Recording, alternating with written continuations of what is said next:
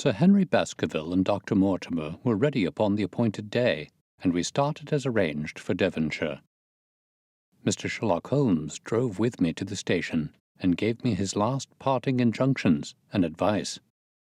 "I will not bias your mind by suggesting theories or suspicions, Watson," said he. "I wish you simply to report facts in the fullest possible manner to me, and you can leave me to do the theorizing." "What sort of facts?" I asked. "Anything which may seem to have a bearing, however indirect, upon the case, and especially the relations between young Baskerville and his neighbours, or any fresh particulars concerning the death of Sir Charles. I have made some inquiries myself in the last few days, but the results have, I fear, been negative. One thing only appears to be certain, and that is that Mr. James Desmond, who is the next heir, is an elderly gentleman of a very amiable disposition, so that this persecution does not arise from him. I really think that we may eliminate him entirely from our calculations. There remain the people who will actually surround Sir Henry Baskerville upon the moor." "Would it not be well, in the first place, to get rid of this Barrymore couple?" "By no means. You could not make a greater mistake. If they are innocent, it would be a cruel injustice, and if they are guilty, we should be giving up all chance of bringing it home to them. No, no, we will preserve them upon our list of suspects. Then there is a groom at the Hall, if I remember right. There are 2 moorland farmers. There is our friend Dr. Mortimer, whom I believe to be entirely honest, and there is his wife, of whom we know nothing. There is this naturalist, Stapleton, and there is his sister, who is said to be a young lady of attractions. There is Mr. Franklin of Laughter Hall, who is also an unknown factor, and there are 1 or 2 other neighbours. These are the folk who must be your very special study." "I will do my best." "You have arms, I suppose?" "Yes, I thought it as well to take them." "Most certainly. Keep your revolver near you night and day, and never relax your precautions." Our friends had already secured a first-class carriage and were waiting for us upon the platform. "No, we have no news of any kind," said Dr. Mortimer in answer to my friend's questions. "I can swear to one thing, and that is that we have not been shadowed during the last 2 days. We have never gone out without keeping a sharp watch, and no one could have escaped our notice." "You have always kept together, I presume?" "Except yesterday afternoon. I usually give up one day to pure amusement when I come to town, so I spent it at the Museum of the College of Surgeons." "And I went to look at the folk in the park," said Baskerville. "But we had no trouble of any kind." "It was imprudent, all the same," said Holmes, shaking his head and looking very grave. "I beg, Sir Henry, that you will not go about alone. Some great misfortune will befall you if you do. Did you get your other boot?" "No, sir, it is gone forever." "Indeed, that is very interesting.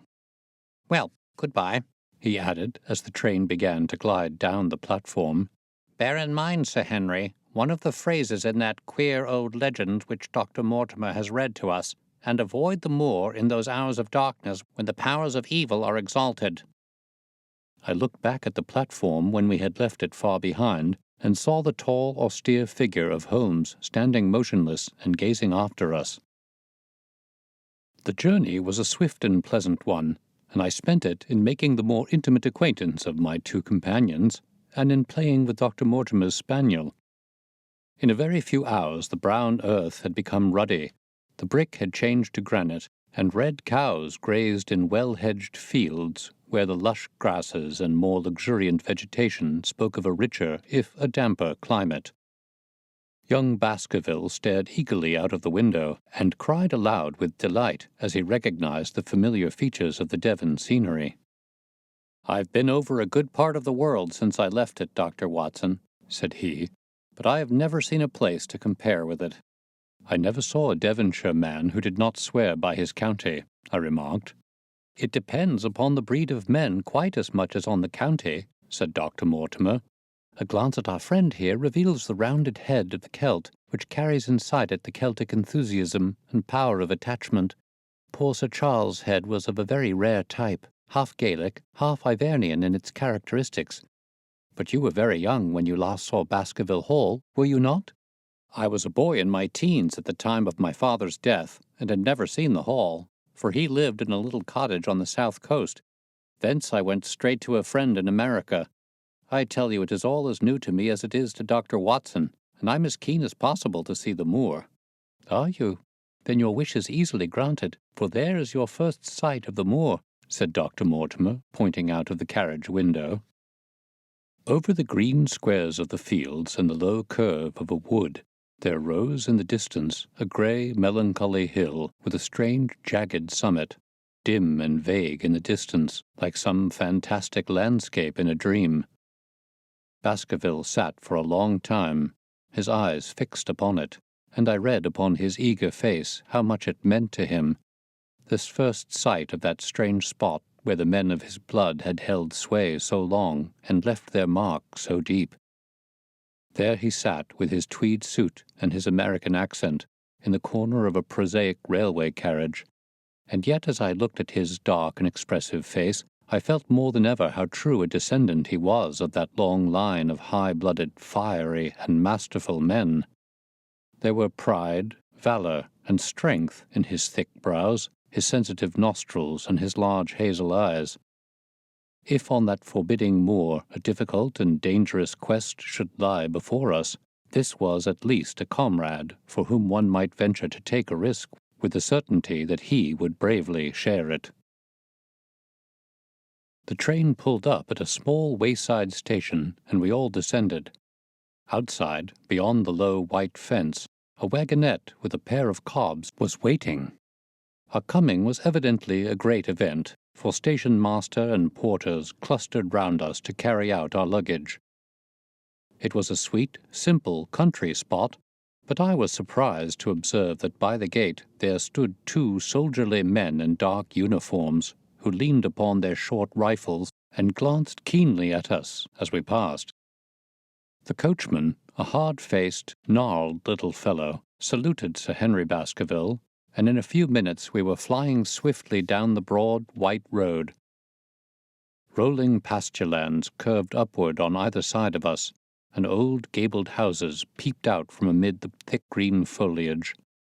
But behind the peaceful and sunlit countryside there rose ever, dark against the evening sky, the long, gloomy curve of the moor, broken by the jagged and sinister hills. The wagonette swung round into a side road, and we curved upward through deep lanes worn by centuries of wheels, high banks on either side, heavy with dripping moss and fleshy hart's-tongue ferns. Bronzing bracken and mottled bramble gleamed in the light of the sinking sun. Still steadily rising, we passed over a narrow granite bridge and skirted a noisy stream which gushed swiftly down, foaming and roaring amid the grey boulders. Both road and stream wound up through a valley dense with scrub oak and fir. At every turn, Baskerville gave an exclamation of delight, looking eagerly about him and asking countless questions. To his eyes all seemed beautiful, but to me a tinge of melancholy lay upon the countryside, which bore so clearly the mark of the waning year. Yellow leaves carpeted the lanes and fluttered down upon us as we passed. The rattle of our wheels died away as we drove through drifts of rotting vegetation. Sad gifts, as it seemed to me, for nature to throw before the carriage of the returning heir of the Baskervilles. "Hello!" cried Dr. Mortimer. "What is this?" A steep curve of heath-clad land, an outlying spur of the moor, lay in front of us. On the summit, hard and clear like an equestrian statue upon its pedestal, was a mounted soldier, dark and stern, his rifle poised ready over his forearm. He was watching the road along which we travelled. "What is this, Perkins?" asked Dr. Mortimer. Our driver half-turned in his seat. "There's a convict escaped from Princetown, sir. He's been out 3 days now, and the warders watch every road and every station, but they've had no sight of him yet. The farmers about here don't like it, sir, and that's a fact." "Well, I understand that they get £5 if they can give information." "Yes, sir, but the chance of £5 is but a poor thing compared to the chance of having your throat cut. You see, it isn't like any ordinary convict. This is a man that would stick at nothing." "Who is he, then?" It is Selden, the Notting Hill murderer."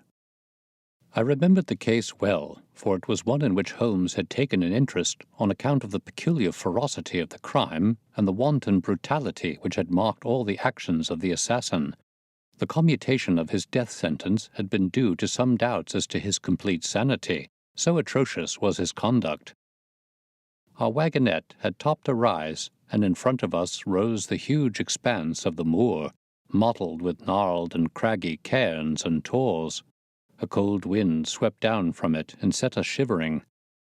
Somewhere there on that desolate plain was lurking this fiendish man, hiding in a burrow like a wild beast, his heart full of malignancy against the whole race which had cast him out. It needed but this to complete the grim suggestiveness of the barren waste, the chilling wind, and the darkling sky. Even Baskerville fell silent and pulled his overcoat more closely around him. We had left the fertile country behind and beneath us. We looked back on it now, the slanting rays of a low sun turning the streams to threads of gold, and glowing on the red earth new-turned by the plough, and the broad tangle of the woodlands. The road in front of us grew bleaker and wilder over huge russet and olive slopes, sprinkled with giant boulders. Now and then we passed a moorland cottage, walled and roofed with stone, with no creeper to break its harsh outline. Suddenly we looked down into a cup-like depression, patched with stunted oaks and firs which had been twisted and bent by the fury of years of storm. 2 high, narrow towers rose over the trees. The driver pointed with his whip. "Baskerville Hall," said he. Its master had risen and was staring with flushed cheeks and shining eyes. A few minutes later we had reached the lodge gates, a maze of fantastic tracery in wrought iron, with weather-bitten pillars on either side, blotched with lichens, and surmounted by the boar's heads of the Baskervilles. The lodge was a ruin of black granite and bared ribs of rafters, but facing it was a new building, half-constructed, the first fruit of Sir Charles' South African gold.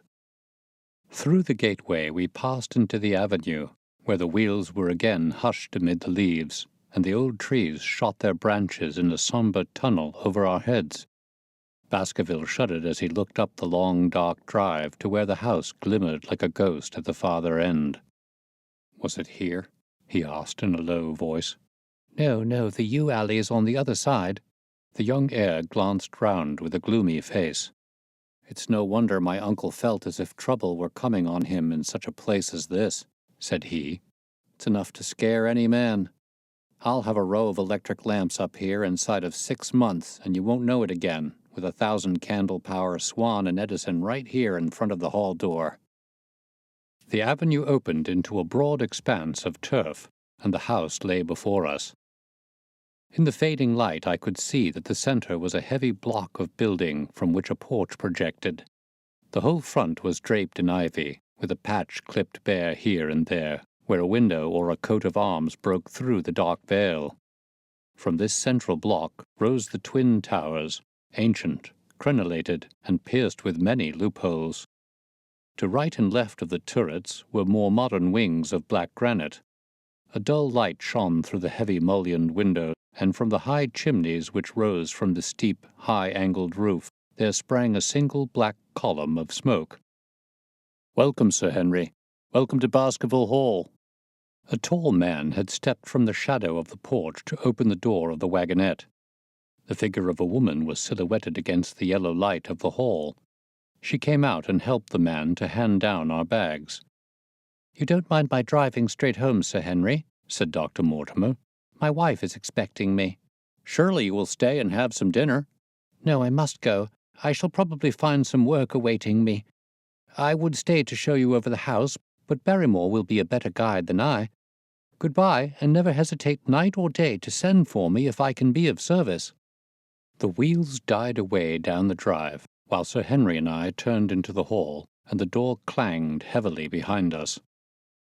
It was a fine apartment in which we found ourselves, large, lofty, and heavily raftered with huge balks of age-blackened oak. In the great old-fashioned fireplace behind the high iron dogs, A log fire crackled and snapped. Sir Henry and I held out our hands to it, for we were numb from our long drive. Then we gazed round us at the high, thin window of old stained glass, the oak panelling, the stags' heads, the coats of arms upon the walls, all dim and sombre in the subdued light of the central lamp. "It's just as I imagined it," said Sir Henry. "Is it not the very picture of an old family home? To think that this should be the same hall in which for 500 years my people have lived. It strikes me solemn to think of it." I saw his dark face lit up with a boyish enthusiasm as he gazed about him. The light beat upon him where he stood, but long shadows trailed down the walls and hung like a black canopy above him.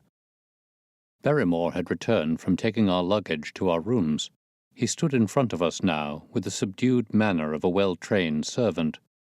He was a remarkable-looking man, tall, handsome, with a square black beard and pale, distinguished features. "Would you wish dinner to be served at once, sir? Is it ready?" "In a very few minutes, sir. You will find hot water in your rooms." "My wife and I will be happy, Sir Henry, to stay with you until you have made your fresh arrangements, but you will understand that under the new conditions this house will require a considerable staff." "What new conditions?" "I only meant, sir, that Sir Charles led a very retired life, and we were able to look after his wants. You would naturally wish to have more company, and so you will need changes in your household." "Do you mean that your wife and you wish to leave?" "Only when it is quite convenient to you, sir." "But your family have been with us for several generations, have they not? I should be sorry to begin my life here by breaking an old family connection." I seemed to discern some signs of emotion upon the butler's white face. "I feel that also, sir, and so does my wife. But to tell the truth, sir, we were both very much attached to Sir Charles, and his death gave us a shock and made these surroundings very painful to us. I fear that we shall never again be easy in our minds at Baskerville Hall." "But what do you intend to do?" "I have no doubt, sir, that we shall succeed in establishing ourselves in some business. Sir Charles' generosity has given us the means to do so. And now, sir, perhaps I had best show you to your rooms." A square balustraded gallery ran round the top of the old hall, approached by a double stair. From this central point, 2 long corridors extended the whole length of the building, from which all the bedrooms opened. My own was in the same wing as Baskervilles, and almost next door to it. These rooms appeared to be much more modern than the central part of the house, and the bright paper and numerous candles did something to remove the sombre impression which our arrival had left upon my mind. But the dining room which opened out of the hall was a place of shadow and gloom. It was a long chamber with a step separating the dais where the family sat from the lower portion reserved for their dependents. At one end, a minstrel's gallery overlooked it. Black beams shot across above our heads, with a smoke-darkened ceiling beyond them. With rows of flaring torches to light it up, and the color and rude hilarity of an old-time banquet, it might have softened.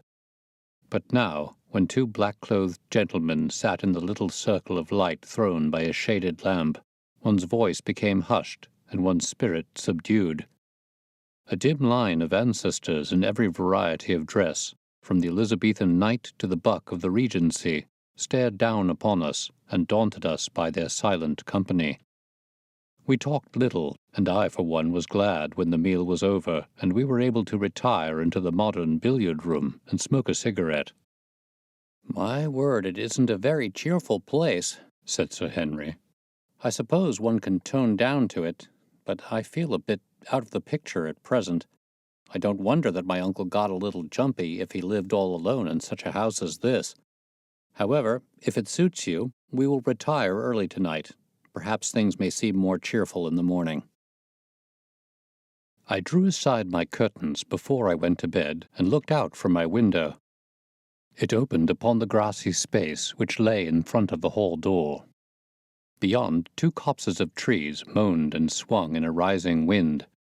A half-moon broke through the rifts of racing clouds. In its cold light, I saw beyond the trees a broken fringe of rocks and the long, low curve of the melancholy moor. I closed the curtain, feeling that my last impression was in keeping with the rest. And yet it was not quite the last. I found myself weary and yet wakeful, tossing restlessly from side to side, seeking for the sleep which would not come. Far away a chiming clock struck out the quarters of the hours, but otherwise a deathly silence lay upon the old house. And then suddenly, in the very dead of the night, there came a sound to my ears, clear, resonant, and unmistakable. It was the sob of a woman, the muffled, strangling gasp of one who is torn by an uncontrollable sorrow. I sat up in bed and listened intently. The noise could not have been far away, and was certainly in the house. For half an hour I waited with every nerve on the alert, but there came no other sound save the chiming clock and the rustle of the ivy on the wall.